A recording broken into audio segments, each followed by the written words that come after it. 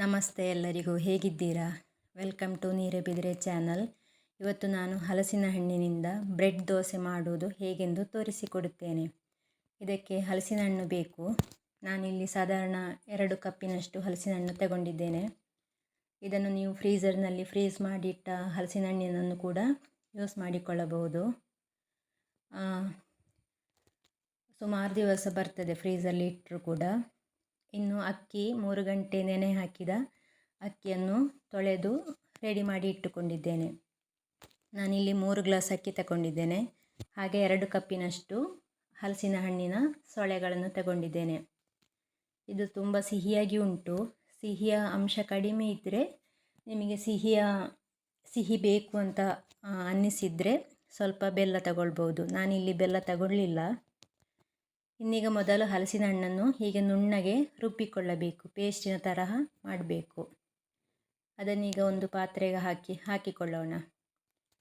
ಆಮೇಲೆ ನೆನೆಸಿದ ಅಕ್ಕಿಯನ್ನು ನುಣ್ಣಗೆ ರುಬ್ಬಬೇಕು. ನಾವು ಉದ್ದಿನ ದೋಸೆಗೆಲ್ಲ ರುಬ್ಬುತ್ತೇವಲ್ಲ, ಹಾಗೆ ನುಣ್ಣಗೆ ರುಬ್ಬಬೇಕು. ರುಬ್ಬಿದ ಮಿಶ್ರಣವನ್ನು ಹಲಸಿನ ಹಣ್ಣಿನ ಸೊಳೆ ರುಬ್ಬಿದ ಪಾತ್ರೆಗೆ ಹಾಕಿ ಚೆನ್ನಾಗಿ ಮಿಕ್ಸ್ ಮಾಡಬೇಕು. ಹಿಟ್ಟಿನ ಹದ ಈ ರೀತಿಯಾಗಿ ಬೇಕು ಅಂತ ಹೇಳಿದರೆ, ಉದ್ದಿನ ದೋಸೆಯ ಹಿಟ್ಟಿನ ಹದಕ್ಕೆ ಸ್ವಲ್ಪ ದಪ್ಪವಾಗಿ ಇರಬೇಕು. ಇದಕ್ಕಿನ್ನು ರುಚಿಗೆ ತಕ್ಕಷ್ಟು ಉಪ್ಪು ಹಾಕಿ ನಾವು 8 ಗಂಟೆಗಳ ಕಾಲ ಹುಳಿ ಬರಲು ಬಿಡಬೇಕು.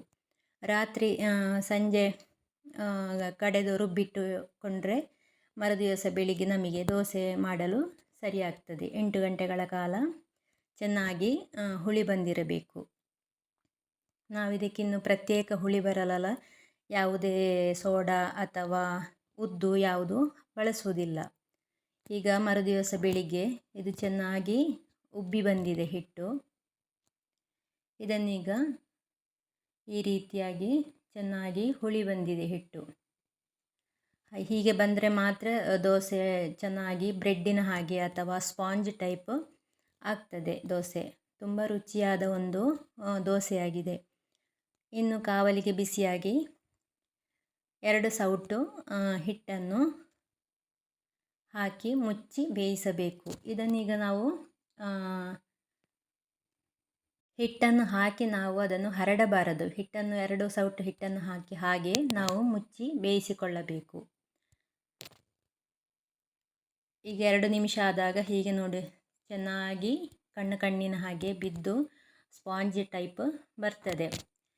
ಈಗ ಒಂದು ಸೈಡು ಬೇಯಿಸಿ ಆಯಿತು. ಇನ್ನೊಂದು ಸೈಡು ಬೇಯಿಸಲಿಕ್ಕೆ ನಾವು ಎಣ್ಣೆ ಅಥವಾ ತುಪ್ಪವನ್ನು ಹಾಕಿ 2 ಸೈಡನ್ನು ಬೇಯಿಸಿದರೆ ರುಚಿಯಾದ ಹಲಸಿನ ಹಣ್ಣಿನ ಬ್ರೆಡ್ ದೋಸೆ ಅಥವಾ ಸ್ಪಾಂಜ್ ದೋಸೆ ಅಂತ ಹೇಳ್ಬೋದು. ತುಂಬ ಸಾಫ್ಟಾಗಿ ಬರುವಂತಹ ಒಂದು ದೋಸೆಯಾಗಿದೆ.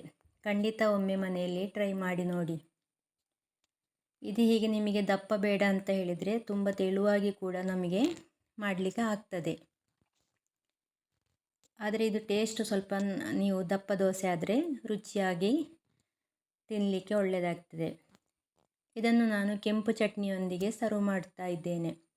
ಇದಕ್ಕೆ ಸ್ವಲ್ಪ ಕೆಂಪು ಚಟ್ನಿ, ನೀರುಳ್ಳಿ ಚಟ್ನಿ ಅಥವಾ ಬೆಳ್ಳುಳ್ಳಿ ಚಟ್ನಿ ತುಂಬ ಒಳ್ಳೆಯದಾಗ್ತದೆ. ತುಂಬ ಮೃದುವಾದ, ಪ್ರಾಯದವರಿಗೂ ಕೂಡ ತಿನ್ನಲಿಕ್ಕೆ ಆಗುವಂತಹ ಒಂದು ರುಚಿಯಾದ ಹಲಸಿನ ಹಣ್ಣಿನ ಸ್ಪಾಂಜ್ ದೋಸೆ ಅಥವಾ ಬ್ರೆಡ್ ದೋಸೆ ಸವಿಯಲು ಸಿದ್ಧವಾಯಿತು. ಹಾಗೆ ಈ ವಿಡಿಯೋವನ್ನು ಎಲ್ಲರಿಗೂ ಶೇರ್ ಮಾಡಿ, ಲೈಕ್ ಮಾಡಿ, ಹಾಗೆ ಕಮೆಂಟ್ ಮಾಡಿ.